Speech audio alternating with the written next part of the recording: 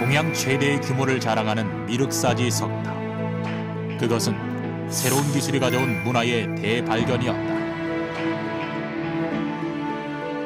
우리나라의 목조 건축의 아름다움을 석조로 구현한 우리나라 최초의 석탑이라고 할 수 있는 것이죠.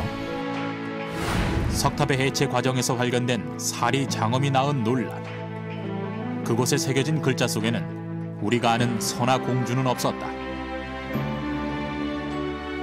미륵사 사리기가 이제 발견됨으로 해가지고 선화공주가 실제 인물이 아니다. 오히려 석탑보다도 더 중요한 그 가운데의 목탑은 어떤 분이 사리 봉행을 하지 않았겠는가. 그건 선화가 하지 않았겠는가. 수십 년에 걸친 대복원 프로젝트 속에 미륵사지 석탑을 둘러싼 백제의 잊혀진 역사, 새로운 이야기가 시작됐다. 석탑의 발굴이 백제 100년, 마지막 100년을 우리에게 이야기해 준다고 저는 그렇게 생각합니다. 한국사를 이해하는 문화유산의 재발견. 베일이 쌓여있던 1400년 전 백제의 판도라 상자가 열린다.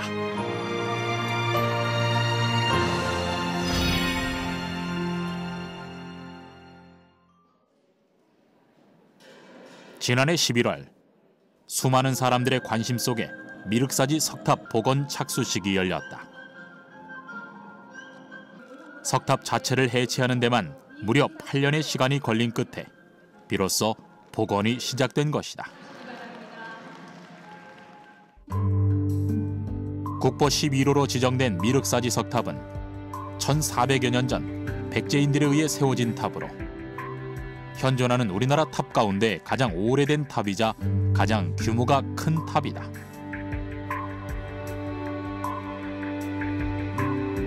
(1910년) 촬영된 가장 오래된 사진을 보면 세월의 풍파 속에 한쪽 면이 거의 무너져 내릴 정도로 오랫동안 방치돼 왔음을 알 수 있고, 일제강점기에는 시멘트가 발라지는 순환을 당하기도 했다. 1층부 서측면 주변으로는 석축이 쌓여 있었는데, 이 석축은 조선시대 이전에 아마 쌓았던 것으로 추정이 되고 있습니다. 남측면과 서측면은 거의 없어진 상태였습니다. 그리고 1915년에 일제강점기 때 콘크리트로 보강했던 그 부분 상태로 남아있는 모습이어서 6층 일부까지 남아있고 높이는 대략 한 14.2m 정도 상황으로 남아있었습니다.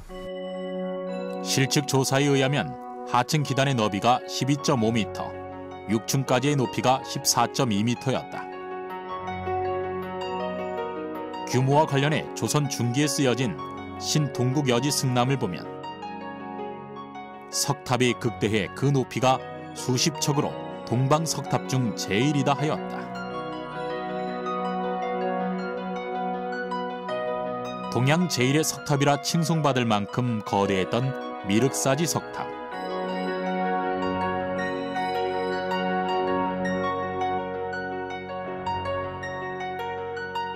원래의 모습, 그 규모는 실제 어느 정도였을까?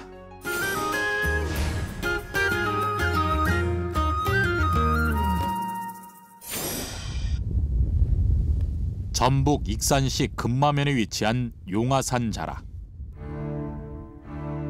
추운 겨울에 황량함만이 가득한 벌판이지만 한때 이곳은 백제 최대의 가람이었던 미륵사가 자리했던 곳이다. 백제의 멸망과 함께 폐허로 변한 사찰. 입구에 세워진 당간 지주만이 빛바랜 옛 영화를 증명하는 듯한데, 미륵사에는 원래 2개의 석탑과 하나의 목탑이 있었음이 발굴 과정을 통해서 확인됐다. 현재 미륵사터에는 1993년에 복원된 9층 높이의 동탑이 들어서 있다.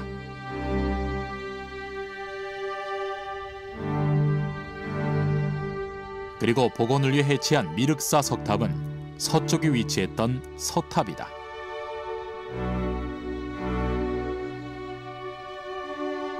조사에 의하면 탑의 내부를 채우던 돌인 적심을 비롯해 기단과 석축 등을 합치면 모두 3,000여 점, 전체 무게가 2,071톤에 이른다. 최대의 규모로 한 개도 아닌 2개의 석탑을 쌓았다는 것은 기념비적인 일이자 놀라운 일이었다. 그도 그럴 것이 돌을 이용해 탑을 만든다는 것 자체가 처음이었고 중간적인 실험 과정도 없이 한 번에 완성된 석조물이었기 때문이다. 우리나라의 최초의 탑은 목탑이었어요. 나무로 만든 탑. 근데 목탑으로서 한 200여 년간 탑의 원래적 기능을 하고 있는데 이 목탑이 갖고 있는 한계가 있지 않겠어요? 무슨 얘기냐면은 좀 빨리 썩은달지 불에 탄달지. 그래서 이제 새로운 재료로 탑을 만들면 좋겠다 이런 생각을 아마 우리 선조 장인들이 한 것 같아요. 따라서 미륵사지 석탑은 목탑을 석탑으로 옮기는 우리나라의 어떤 최초의 탑이죠. 최초의 석탑인 만큼 목조 건축의 요소를 띠고 있다. 초석 위에 기둥을 세워 단층 기단을 만들었고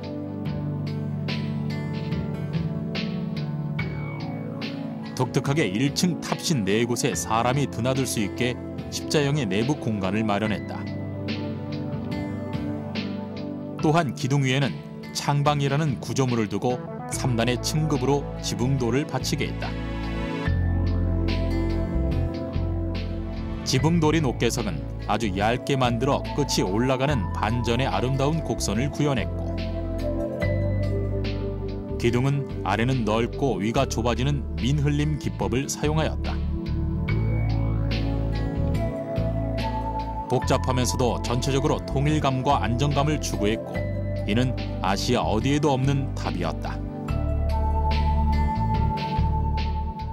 중국은 넓은 평원에 황토가 많고 그래서 황토를 구워서 만든 전, 즉 벽돌재를 쉽게 만들 수 있는 것이죠. 그래서 따라서 자연스럽게 목탑이 전탑으로, 즉 벽돌탑을 이렇게 옮겨가서 벽돌탑의 나라라고 얘기를 하죠. 우리나라도 마찬가지로 맨 처음에는 목탑이었던 것이 석탑으로 이제 바뀐 것이죠.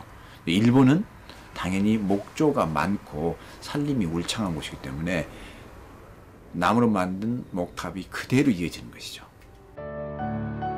가장 아름다운 석탑이라 칭하는 부여 정림사지 5층 석탑은 전형적인 석탑의 양식을 보여준다. 복잡했던 구조는 단순하면서도 간결하고 작고 아름다운 조형성을 띠었다. 석탑의 나라라는 호칭이 백제의 미륵사 석탑에서 시작된 것이다. 백제의 뛰어난 기술은 신라에도 영향을 미쳤다. 신라가 황룡사 탑을 세울 때 신하들이 말하길 공인을 백제에 청한 후에야 바야흐로 가능할 것입니다 할 정도였다. 신라가 서로 자꾸 이렇게 싸운 적국임에도 불구하고 백제의 장인들 가서 도와줬다라는 기록들이 많이 나옵니다. 예를 들면 불국사 석가탑을 만들 때도 그랬고 이런 것처럼 백제 장인들은 아름다운 조형성을 갖는 어떤 건축이나 불상이나 이런 것들을 잘 만들 줄 알았죠. 그런데다가 이제 익산 주변에는 그 우리나라의 유명한 화강암, 돌이 큰 어떤 안반을 이루면서 있는 곳이 많아요. 미륵산이라고도 부르는 미륵사 뒤 용화산을 보면 우수한 화강암 재질의 돌들이 가득하다. 어디에 쓰인 것인지 지금도 절단면의 흔적이 가득한 이곳에서 돌을 깎고 날라 탑을 세웠을 것이다. 실제 미륵사지 석탑과 미륵산 화강암의 재질을 비교해보면 재질이 비슷한 것을 알 수 있다. 목조가 아니고 이 돌이라는 재료를 쓴 이 석조탑 이런 부분들은 당시 백제의 모든 그 석재 관련 기술들, 건축 기술과 토목 기술들이 총집결된 그런 그 기술의 총화라고 볼 수가 있기 때문에 사실상 백제에서는 그런 목탑 기술이란 것은 이미 아날로그였고 석탑이란 것은 디지털 기술이라고 할 수 있는 그야말로 신기술이라고 할 수가 있습니다. 기술의 혁신이었던 미륵사지 석탑. 그런 탑을 품은 사찰 미륵사는 어떤 사찰이었을까? 미륵사지에 대한 그 최초의 발굴 조사는 1966년도 그 봄에 이 지역 사람들이 이제 여기에다가 보를 막으려고 그랬어요. 그 위치는 뭐 한 저쯤 될 것 같은데, 그때 당시에 이제 그 건물의 흔적이 나오니까 당시 이제 거기에 관여했던 사람들이 이제 문화재관리국에 신고를 하게 돼서 그때 이제 아주 간단한 그 발굴 조사가 좀 이루어졌었죠. 1974년 미륵사지 동탑지 발굴이 시작되면서 탑 부재들이 노출됐고 기단 기초 부분이 확인됐다.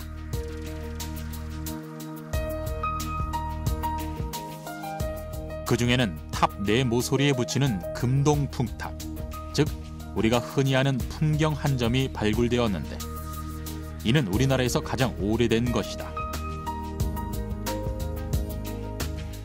이렇듯 하나둘 미륵사의 흔적이 드러나면서 1980년대 본격적으로 종합발굴 조사가 이뤄졌다.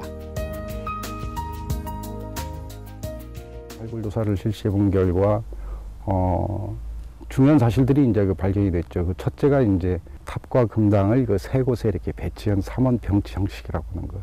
이 앞에 보이는 게 이제 바로 이제 그 목탑 자리입니다만은, 그래서 이제 일단 그 이 백제 시대의 그 삼원 병치에 이제 그 가람이 나타나게 됐고,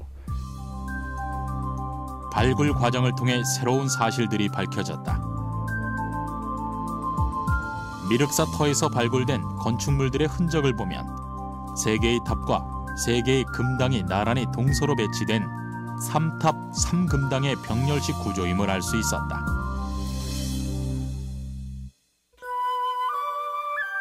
당시의 사찰은 남북축 선상으로 보통 남문에서 탑과 금당, 강당으로 이어지는 1탑 1금당 구조가 일반적이었다. 그러나 미륵사는 가람 3개를 합한 3탑 3금당으로 동아시아에서 백제의 미륵사에만 있는 형태다.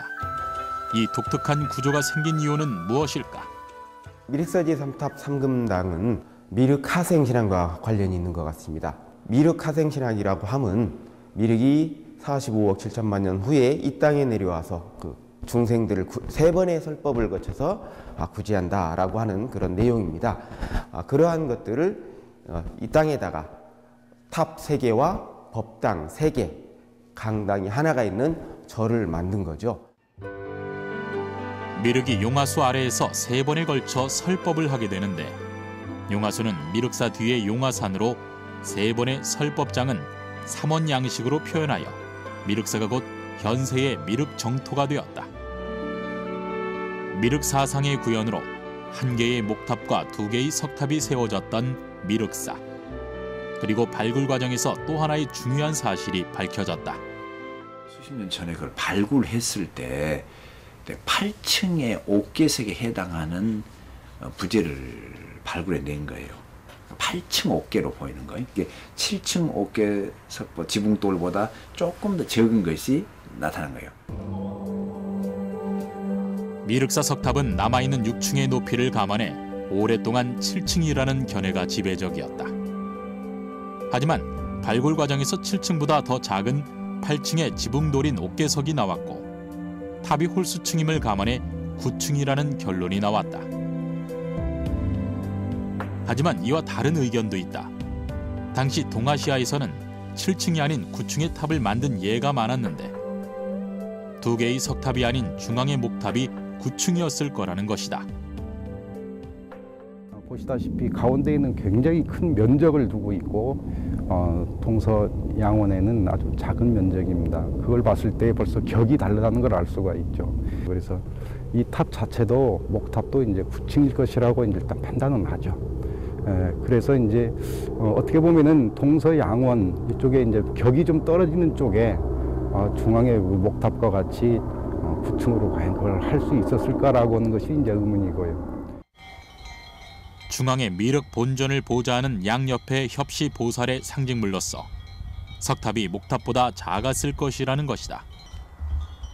그러나 출토된 옥계석의 체감의 비율 면에서 9층이라고 보는 견해가 지배적이었고 이에 따라 동탑이 9층으로 복원되었다. 그렇다면 서탑의 경우는 어떨까? 9층까지 복원된 동탑을 대비로 봤을 때 상륜부까지 하면 9층으로 완전히 복원될 경우에는 28m가 약간 넘는 것으로 알려져 있습니다. 현재 해체된 석탑은 세척과 보수 과정을 거치고 있다.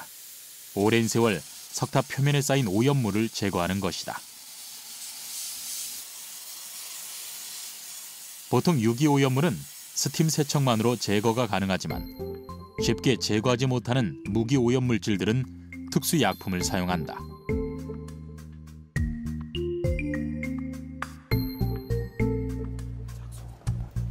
세척이 끝나면 파손된 부재를 다시 복원하는 작업이 진행된다. 일부 떨어져 나간 돌이나 가능성이 있는 부분들을 특수 제작된 약품을 사용해 붙이는 것이다. 이제 아까 같이 붙이면 이제 이런 형태가 나와요. 아까 그건 조그만해서 그런데 이제 크게 되면 부재는 이제 이런 형태로 나오는 것들이죠. 이 속에는 금속 보강봉이 다 들어가 있는 거죠. 이 원돌의 압축 강도만큼에 해당하는 이제 금속 보강제를 저희들이 제도를 내서 위치나 이런 거 다 모든 걸 다 잡아서 집어 넣는 거예요. 이 넣은 상태에서 이제 조금 더 저희들이 이제 정밀 가공하면 이제 이런 형태대로 되는 것들이죠. 떨어져 나간 부분들에는 일부 신소재가 사용되기도 하지만 대부분은 원자재의 80%가량을 그대로 재사용해 복원이 진행될 예정이다.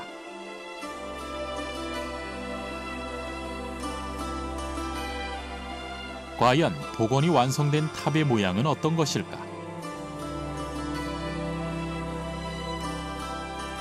천년 이상의 세월 속에 무너지고 풍화되고 변형된 돌들은 현대의 과학적 보존 과정을 거쳐 더욱 단단하게 제자리를 찾아나갈 것이다.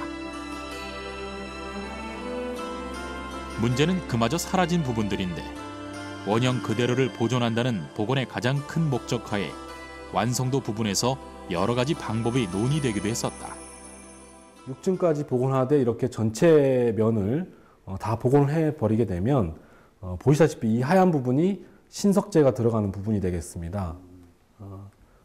딱 보시기에도 이 원래 부재들보다 이 신석재 비율이 상당히 높기 때문에 절반이 넘어가게 됩니다. 그렇게 되면 이게 과연 국보 11호로서의 그 역사적인 의미를 가지고 있는 석탑으로 볼 수 있을 것인지에 대한 상당히 부정적인 시각이 있고, 층수에 있어서도 6층과 9층 사이에 논쟁이 있었지만 6층 부분 복원으로 결정됐다.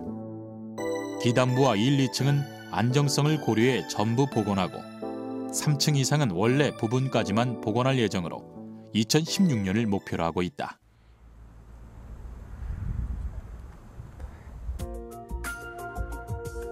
현재 미륵사터 한 켠에는 전시장이 따로 마련돼 있다.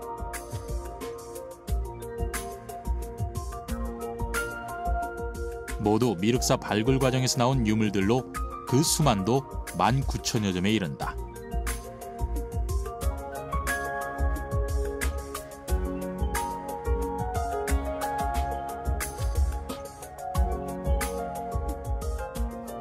백제 특유의 부드러우면서도 섬세한 미의식을 엿볼 수 있는 유물들이 가득한데 그중 얼굴무늬 수막새나 재앙을 막아주는 말 조형물 등은 통일신라 시대 것들이다.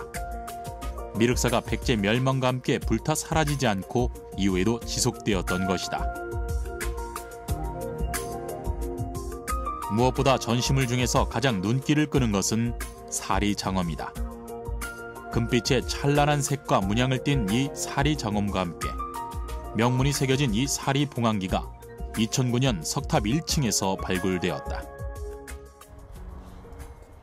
이는 그동안 미륵사 발굴을 통해서 밝혀진 그 어떤 것보다 커다란 논란을 불러일으킨 사건이었다. 지금 여기 위치가 그 미륵사지 석탑 사리장엄이 나왔던 그 위치가 되겠습니다. 심주석을 해체하고 났더니 그 사리장엄이 그 심주석 중앙 사리공 내에 안치된 것이 확인이 되는 것입니다. 부처의 사리를 모시는 금제 사리병과 사리봉영기. 그 누구도 상상하지 못했던 유물은 학계의 비상한 관심을 끌었고 1400년의 긴 세월이 흘렀음에도 불구하고 비교적 보존이 잘 되어 있었다. 그런 것들도 그렇고 다 그런데 드디어 드러난 명문에는 그동안 불분명했던 탑의 창건 시기가 무왕 때 639년으로 정확히 기록돼 있었다. 또한 사찰의 시주자에 대해서도 상세히 밝히고 있었다.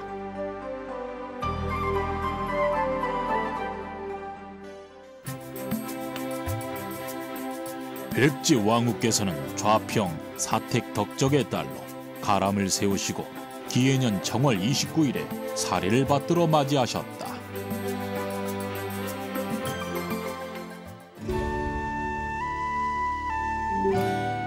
미륵사 창건을 시주한 왕후가 사택시 가문의 딸로 이는 우리가 익히 아는 서동요와는 다른 내용이었다.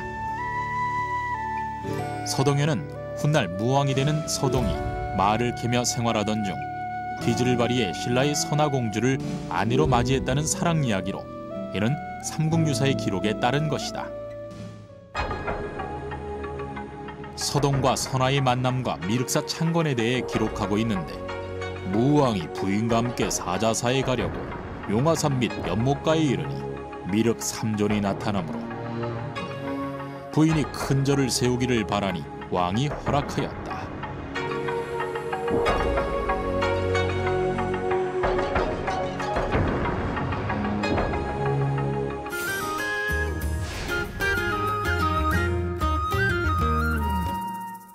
제가 봤을 때는 어디까지나 설화라는 것이죠. 그래서 역사적인 사실은 무왕이 미륵사를 지었다. 이것만 역사적인 사실이고 나머지는 불교 설화에 불과하다. 이렇게 이제 보고 싶은데 사실상 그 미륵사 사리기가 이제 발견됨으로 해가지고 선화공주가 실제 인물이 아니다. 이런 게 밝혀졌지 않습니까? 그렇기 때문에 선화공주를 더 이상 어떤 실제로 인정하는 것은 무의미하다고 봅니다. 선화공주를 흙으로 보는 데에는 서동요를 불교 설화로 보는 견해도 작용한다. 진평왕 가족의 가계들을 보면 모두 석가 가족의 이름을 땄다. 따라서 서동은 선화와 결혼함으로써 석가 가족에 편입하는 것인데 삼국유사를 자세히 살펴볼 필요가 있다. 이야기는 서동이 선화공주를 아내로 맞는 것을 시작으로 두 번째는 서동이 선화공주와 진평왕의 도움으로 왕위에 오르는 것, 그리고 세 번째는 미륵사를 창건한 것으로 이어진다. 주목할 부분은 두 번째 부분으로 노래를 퍼뜨려 선화공주를 취했던 똑똑하던 서동이 이후에는 금조차 몰라볼 정도로 우매하게 그려진다. 왜일까?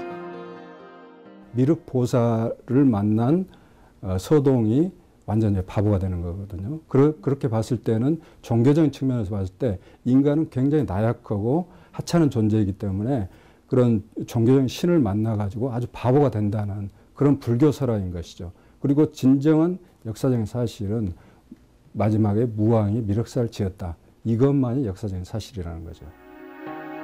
물론 이와 다르게 선화를 역사적 인물로 보는 시각도 있다. 이는 미륵사의 삼탑 삼금당 양식에 주목한 것으로 목탑과 석탑의 시주자가 다르며 사라진 다른 탑의 명문 속에 선화공주가 존재했을 가능성을 제기하고 있다. 서동과 선화의 그 결혼이 왕이 등극 이전이라고 한다면은 그 시기에는 아마 그 선화는 저 세상 사람이 아닌가 싶은 생각도 있고요. 그보다도 더 중요한 것은 오히려 서탑보다도 더 중요한 그 가운데의 목탑은 어떤 분이 사리 봉행을 하지 않았겠는가. 그건 선화가 하지 않았겠는가 그런 생각입니다. 진평왕의 실제 딸이든 아니든 간에 그 삼국유사에 나오는 선화공주라고 하는 그 개연성은 충분히 가치가 있다라고 봅니다. 삼탑 삼금당이 있다라는 내용이 실제 발굴에서 삼탑 삼금당이 발굴이 확인이 되었기 때문에 그 내용은 어느 정도 정확하다라고 볼 수가 있겠습니다. 일각에서는 승자의 기록으로 서동요를 바라보기도 한다. 나제 동맹 때 백제의 왕과 신라의 왕실이 결혼했던 사실을 차용해 신라에서 화합 차원에서 퍼뜨린 전설이라는 것이다. 신라와는 좀 더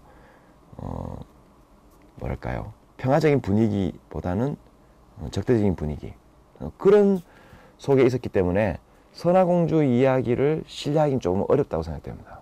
선화공주 이야기도 일정하게 사실을 반영하고 있다 이런 말을 하는 사람들도 있는데요.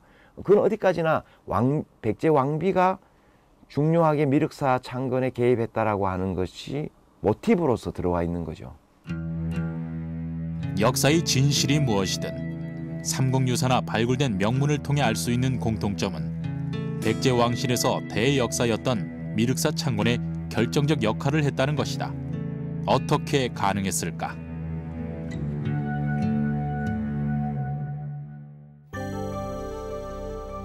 백제 무왕 때에 문화적 역량을 엿보게 하는 중요한 유물이 미륵사 석탑의 금제 사리병이다.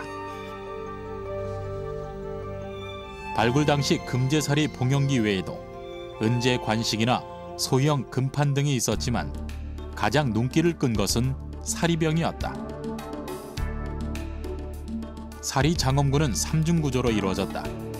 갈색 유리병을 금으로 만든 사리호와 금과 동으로 만든 사리호에 담았고 마지막에는 석조 사리공으로 다시 한번 감싸 귀하디 귀하게 봉안했음을 알 수 있다.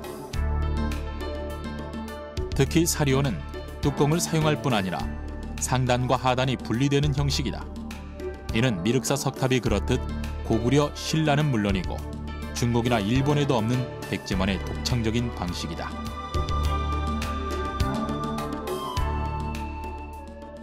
병이라 하면 그 뚜껑을 열고 그 다음에 사용하는 물건인데 이거는 뚜껑과 몸체 상단과 하단을 분리하는 3단계 재로 되어 있는 좀 특이한 형태가 되겠습니다. 일단 7세기 전반에 불사리 장엄구가 별로 많지 않습니다. 중국이 당대에는 이 시기에 사리 장엄구가 현존하는 유물들이 많지 않아서 비교할 만한 유물이 별로 없고요. 그다음에 같은 시기에 일본은 이제 비교를 할 수 있지만 이렇게 화려한 문양이 새겨진 예들이 별로 나오지 않아서 그것도 굉장히 중요한 의미를 갖고 있다고 생각합니다. 새겨진 문양 또한 뛰어났다.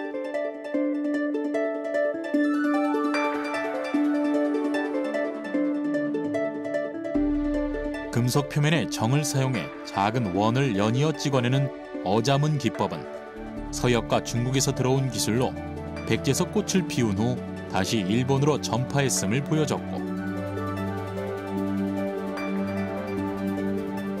금속 판을 파서 문양을 만드는 음각의 파새김 기법이 사용되었는데 일찍이 일본에서 발달된 기술이라고 했으나 백제에서 일찍 사용돼 꾸준히 발전했음을 증명했다.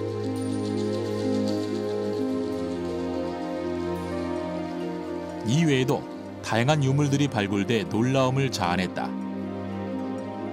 사리 장엄에는 구슬들로 가득 채워져 있었고 공양구에는 800여 점의 진주가 출토되기도 했다.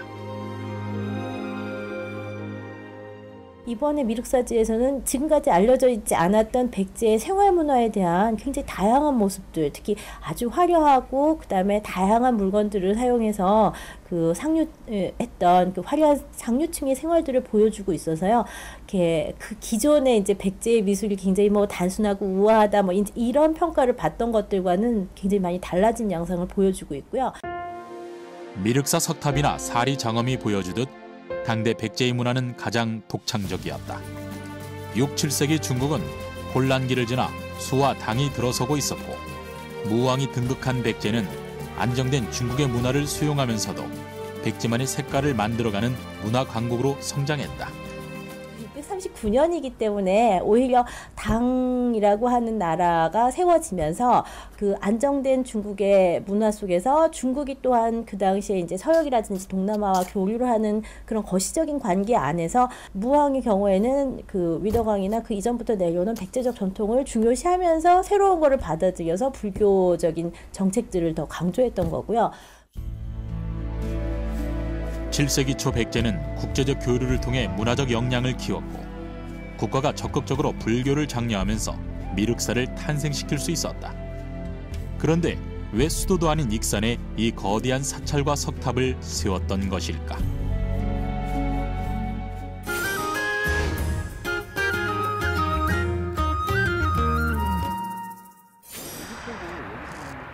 금마군이라 칭했던 익산에는 또 다른 백제의 흔적이 있다. 미륵사에서 5km 거리에 있는 왕궁리 유적이다. 발굴 결과 백제 후기에서 통일신라 시대 지어진 것으로 추정되며 왕궁으로 지어진 이후 사찰이 세워진 독특한 유적이다. 익산의 별궁이나 이궁과 같은 왕궁을 따로 만든 것인데 이것은 무왕의 선대왕인 위덕왕 때부터 만들어진 곳이다. 백제는 황금기인 무령왕과 성왕에 이어 위덕왕이 즉위하였고 1년의 짧은 통치 기간을 거친 해왕과 법왕을 지나면 백제의 마지막 때인 무왕과 의자왕이 통치하였다. 그중 위덕왕은 비운의 왕이었다. 신라와 연합해 고구려로부터 한강을 되찾지만 신라에게 바로 빼앗기고 자신의 잘못으로 아버지인 성왕마저 신라인에게 죽는 비극을 겪게 된다. 익산을 왜 백제의 위덕왕이 경영하려고 했는가? 그것은 위덕왕의 계획 자체를 국가의 비전들, 우리가 이것을 알 수 있는 하나의 어떤 키워드라고 저는 생각됩니다. 이런 어떤 국가적인 어떤 새로운 어떤 재건을 만들어내려면 과거의 어떤 그런 치욕들, 그런 것을 극복해야 되고 그 경우에는 결국 전쟁을 선택할 수밖에 없는 겁니다. 위덕왕의 뜻을 이어받은 무왕은 시호로 무의 무자를 쓸 만큼 백제의 중흥을 이끈 강력한 군주였다.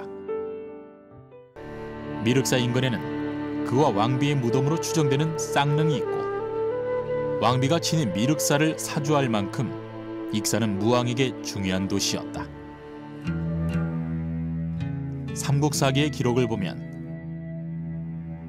무왕 때의 백제와 신라 사이에 수차례 전투가 있었음을 알 수 있다. 그중 신라가 백제를 공격한 것보다 백제가 신라를 공격한 횟수가 훨씬 많을 정도로 전략적으로 우위에 있었다.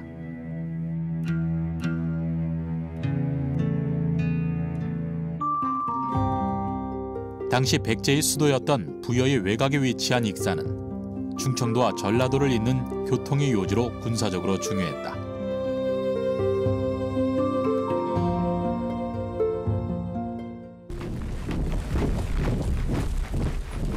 무왕의 전략은 운봉 지역을 넘어 가야 지역으로 들어가고 무주를 넘어 신라를 압박하고자 했다.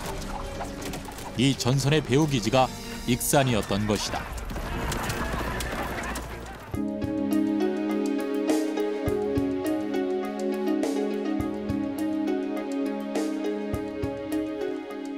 백제는 옛 영토를 회복하기도 했지만 수월하지만은 않았다.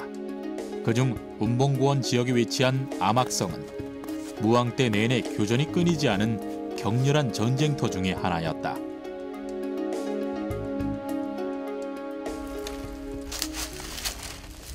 이곳이 암악산성이 되겠습니다. 당초는 가야 지역이었었지만은 후에 백제와 신라의 경계 지점으로서 국경 분쟁이 자자했던 지역 중에 한 중요한 성곽이 됩니다. 지금도 산 곳곳에는 성곽의 흔적이 남아있다. 이곳에서 백제와 신라의 크고 작은 전투가 치러졌고 그중 무왕 3년에 치러진 암악 전투에서 백제는 무려 4만여 명의 군사를 동원했으나 대패하고 말았다. 백제와 신라는 무왕 3년부터 시작해서 17년까지 국경 분쟁을 수차례 거쳤습니다마는 무왕 3년에 문이라고 하는 장군이 이 자리에서 전사를 하고 그 아들이 다시 이 자리에서 그 전사를 하게 됩니다. 나라가 살아남기 위해 전쟁이 필수였던 시기. 백제가 신라와 총력을 기울이는 동안 병사들은 고달펐고 왕은 전쟁에 시달리는 백성들을 위로할 필요가 있었다. 미륵산은 전쟁터로 오가는 길목에서 만나는 위안과 희망의 징표였다. 탑도 아주 크고요. 또 이 규모 자체가 동아시아에서 제일 큰 사찰입니다. 그러니까 백제인들이 전쟁을 나갈 때 항상 이곳을 거쳐 나가고 또 왕도 이곳에 머물면서 내가 너희들의 부여에 있는 것이 아니라 전선 가까이에 있으면서 지도와 또 어떤 그런 어떤 자기들의 마음을 보여주는 거죠. 당시 혼탁한 세상을 끝내고 평화를 가져오면 미륵이 내려온다는 불교적 믿음이 있었고 이 평화를 가져오는 왕을 전륜성왕이라고 칭했다. 미륵 신앙의 구현체인 미륵사에서 현세의 왕이 곧 전륜성왕이었다. 정의로운 전쟁이라고 하는 것들을 백제는 명분으로 내세우고 결국 그것은 전륜성왕을 표방하게 되고 이 땅에 평화를 가져오기 위한 전쟁, 이런 걸로 아마 국민들을 달래고 또 전쟁 속에서 승리하면서 또 백성들도 자기들의 지도자를 전륜성왕으로 이해하면서 희생을 감수해 갔을 겁니다. 정치적이면서도 종교적이었던 도시 익산. 무왕 때 이곳에는 미륵사 외에도 2개의 사찰이 더 있었다. 그중 하나가 대관사로 정확한 위치는 알 수 없으나 왕곡리 유적이 발굴되면서 이 일대의 사찰로 밝혀졌다. 이곳에서 대관대사나 대관궁사, 대관사와 같은 글씨를 새긴 기와가 다수 발굴됐기 때문이다. 익산에는 대규모의 그 사찰이 이제 세 군데에 있습니다. 그러니까 어떻게 보면은 이제 국가가 경영한 대규모의 사찰이라고 생각이 되는데, 저는 이제 이 세 사찰이 동시에 기획됐다고 생각을 합니다. 물론 그 완성된 시기들은 서로 이제 다르지만요. 최초로 이제 이 대관사가 이제 만들어졌다고 생각을 하거든요. 마치 삼존불처럼 미륵사와 대관사, 그리고 제석사가 있었다. 제석사 또한 왕곡리 인근의 사찰로 제석천을 모시며 왕실의 번영과 국가의 안녕을 기원했으며 이곳에서 백제의 유적으로는 처음으로 안막새가 발견되기도 했다. 세 사찰 모두 국가적 차원의 계획된 사찰이었다. 과거세 국조신앙 의례를 하는 제석사를 여기 동쪽에다 두고 여기에 이제 현세 왕실의 사찰이라고 할 수 있는 대관사를 두고, 그리고 미래세의 왕실과 국가 발전을 기원하는 미륵사를 미륵사 밑에 둔 게 아닌가. 그래서 저는 이것을 3세 기원 가람이라고 보통 이렇게 칭하고 있는데요. 결국 무왕의 꿈은 사라지고 백제는 멸망했다. 삼국사기의 기록처럼 대관사의 우물물이 피가 되어 흐르고 금마군의 땅이 피로 적실 정도로 익산은 비극의 현장이 되었다. 그러나 평화를 염원했던 백제의 마지막 꿈은 여전히 미륵사 석탑에 남아있다. 그동안 백제의 역사는 뛰어난 문화적 흔적들에도 불구하고 신라에게 패비한 성왕 때가 끝이었고 마지막 왕인 의자왕이 다였다. 그러나 미륵사 석탑이 발굴되고 새로운 사실들이 속속 밝혀지면서 백제 무왕 때의 마지막 공백의 역사가 서서히 채워지고 있다. 이것은 지워진 백제의 역사를 복원해내는 새로운 발견이기도 하다. 미륵사의 서석탑을 복원 해체하려고 하는 작업 속에서 우리는 백제의 그동안 뭐랄까요, 잃어버렸던 100년 정도라 그럴까요? 백제가 약해서 무너진 게 아니다. 무왕과 의자왕의 웅비와 그들의 어떤 국가적 비전들, 그것이 실천되어 나가는 과정들까지도 한꺼번에 이해할 수 있는, 사실은 서석탑의 발굴이 백제 100년, 마지막 100년을 우리에게 이야기해 준다고 저는 그렇게 생각됩니다. 우리나라 최고 최대의 사찰로 독보적인 가치를 지닌 미륵사지 석탑. 수십 년에 걸친 발굴과 복원 속에 한 나라의 잊혀진 역사가 다시 쓰여지고 있다. 그것은 삼국 통일의 위협과 백제의 중흥을 향한 꿈이자 백성을 하나로 모으는 구심점이었고 미래를 여는 약속이었다. 그리고 그 중심에는 시대를 앞서 나가는 독창적인 기술과 절정의 예술론을 꽃피웠던 우리 민족의 문화적 역량과 자부심이 깃들어 있다.